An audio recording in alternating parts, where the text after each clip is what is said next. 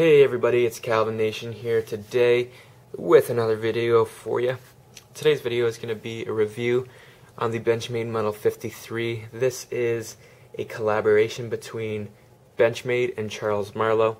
This is Benchmade's latest Balisong to add to their lineup. This is also my latest Benchmade Bali to add to my collection. I got this about 7 or 8 months ago, I'd say. Back in April, along with my Benchmade Model 32. I brought that here with me in case we want to make any comparisons. But yeah, like I said, this is a collaboration between Benchmade and Charles Marlowe. If you don't know who Charles Marlowe is, you can do a quick Google search. You'll find some sick balis that he's designed and created. This is one of them here. You can see, and from what I've gathered, that this is probably the inspiration for the 53. I'm not sure how it all came to be. I don't know if Benchmade contacted Charles about this design. I don't know if they liked it specifically, but you can definitely see the similarities here. And oh, one thing I forgot to mention, this is called the Mongoose. The 53 is called the Mangus.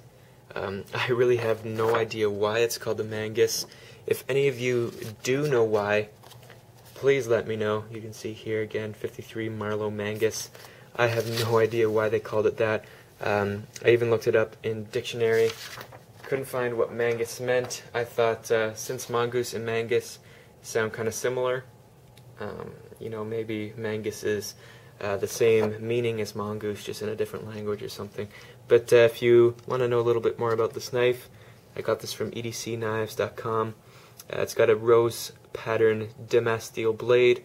It's got titanium handles, mammoth ivory inserts, and it was originally studied for the Blade show, I guess they're saying there, in 2007.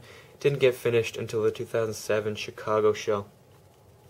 So there's the Mongoose, Mangus, Mongoose. Okay, so again, if you know what Mangus means, let me know. Like my other reviews, I'm going to get started with what the company themselves has to say about the knife. And so this is what Benchmade has to say. The 53 Mangus. This unique bearing system on this new Balisong allows for smooth handle rotation. It's got D2 tool steel flat grind utility blade, 60 to 62 HRC, contoured and textured green G10 handles, ball bearing pivots, machined aluminum back spacer latch and catch, reversible tip up pocket clip. Okay, so that's what BM has to say themselves about the 53. Now, what do I think about this? Well, there are many things that I think make this knife cool. A lot of things that I think make this knife, you know, not so good. And we'll talk about those now. Let's just get started with the blade, and we'll work our way down. So like they said, it's got a utility blade shape. You can see there. Nothing too special looking, just kind of average. Thing that makes it a little bit nicer looking, in my opinion, is that beautiful stone wash. I think they did a great job on it. I think other companies might do a little bit better job on it. Only other brand that I have that has a stone wash is Emerson.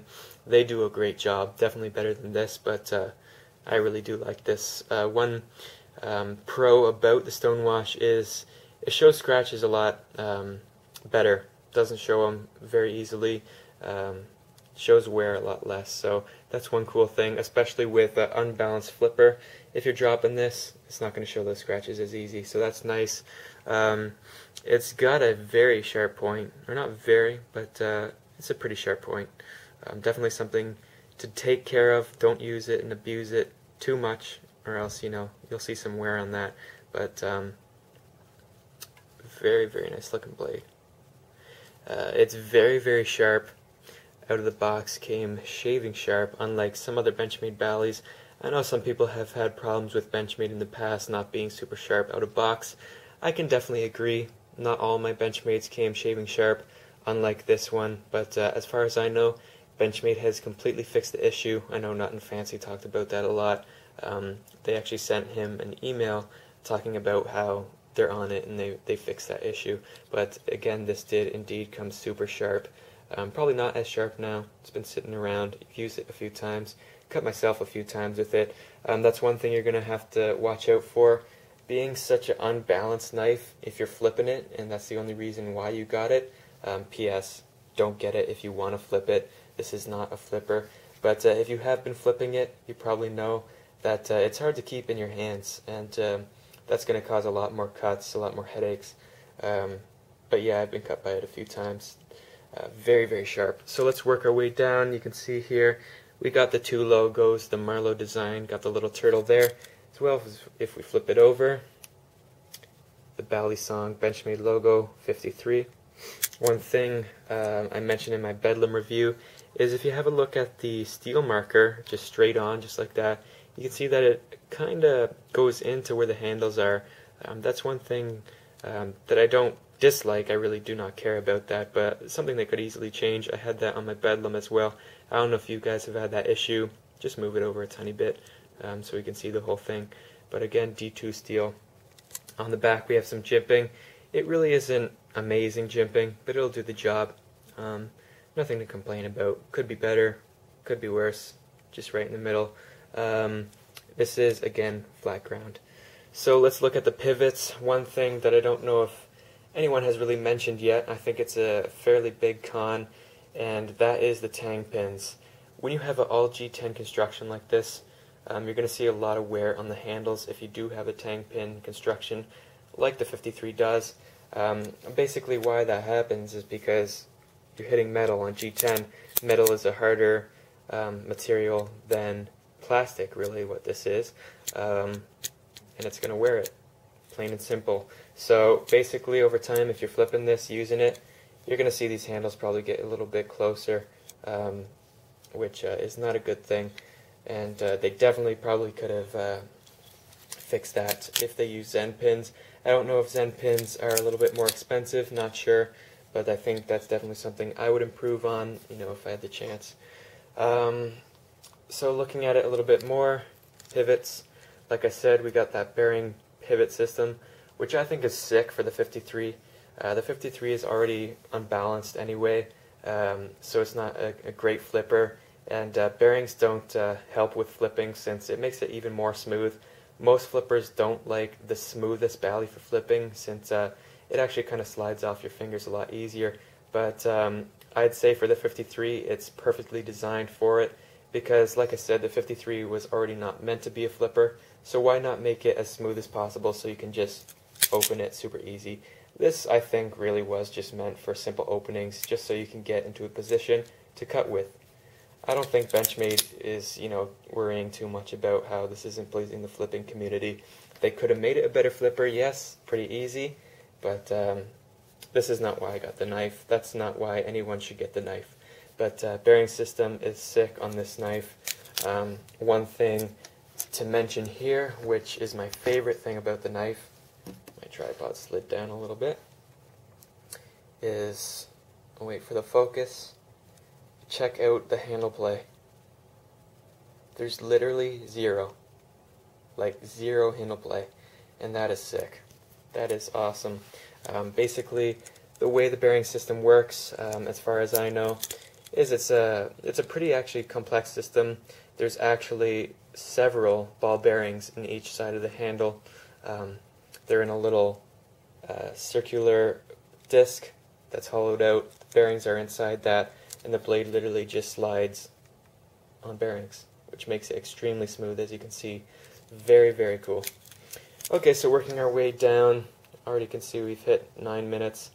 Let's have a look at the G10 handle scales. One thing I absolutely love about Benchmade is the variety of handle scales.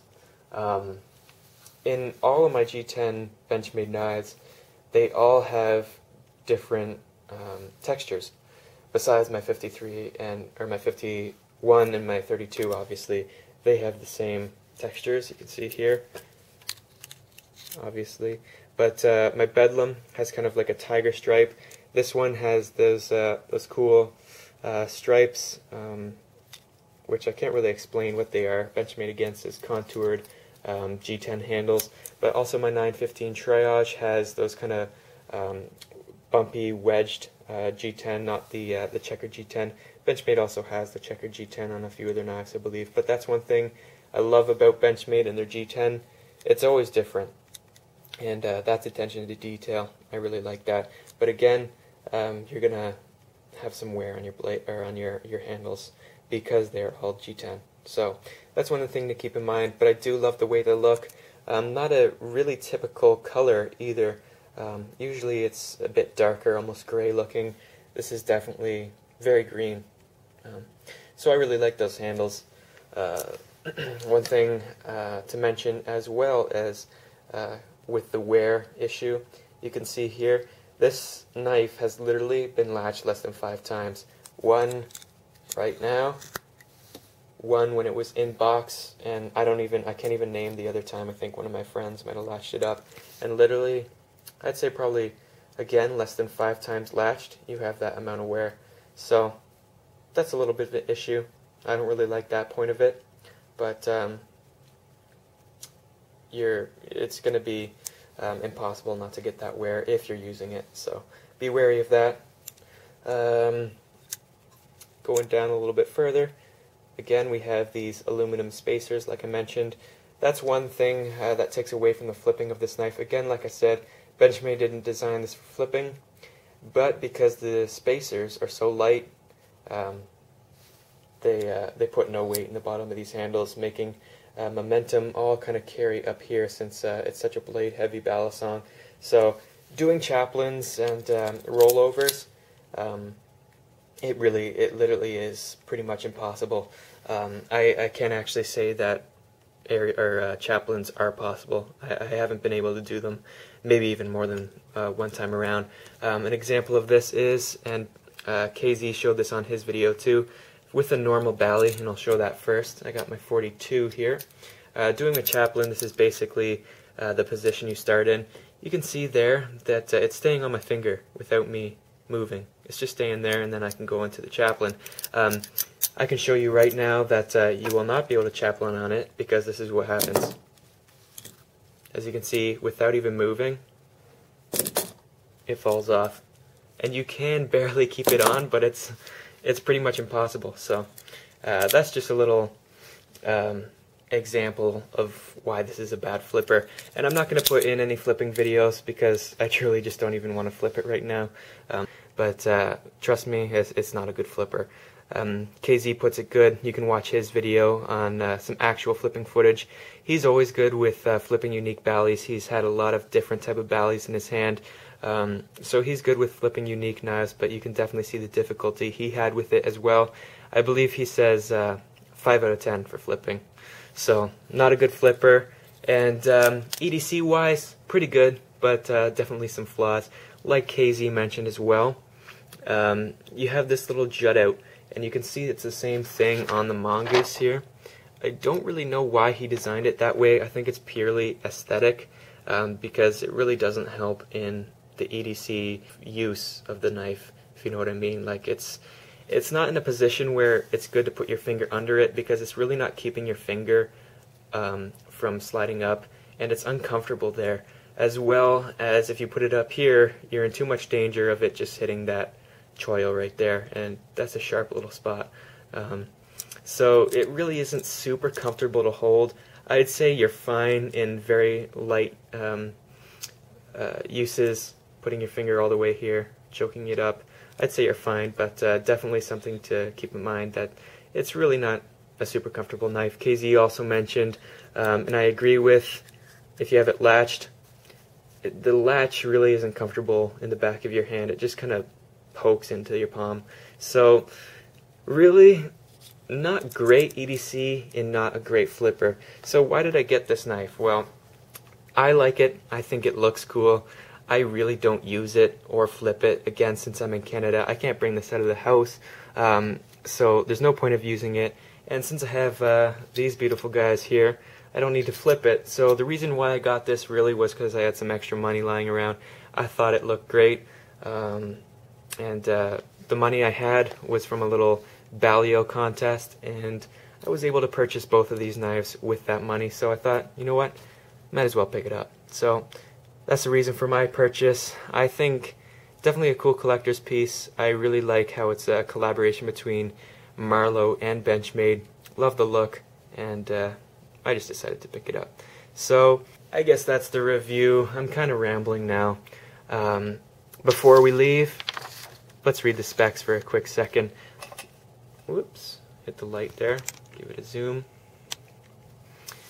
Okay, so blade length we got 3.15 inches, blade thickness 0.14 inches, handle thickness 0.6 inches, blade material, again D2 tool steel, 60 to 62 HRC flat grind utility blade, 3.5 ounces, so surprisingly it is heavier than the 51. Not by much, but it's all about weight distribution, and compared to the 51, the 53 does not have it. Tip up pocket clip, also forgot to mention that. It can be reversible to the other handle. Lock mechanism, I love how they always say Balisong. I'm not sure why they say that, but it is a latching system. Length 7.82 inches, close length 4.6 inches, and it does come with the little pouch, no sheath. So there's a review for you guys. Again, I very much do enjoy the 53. A lot of other guys would disagree with me completely, but that's the review for you. I hope you guys enjoyed. Take care, and I'll see you for the next video.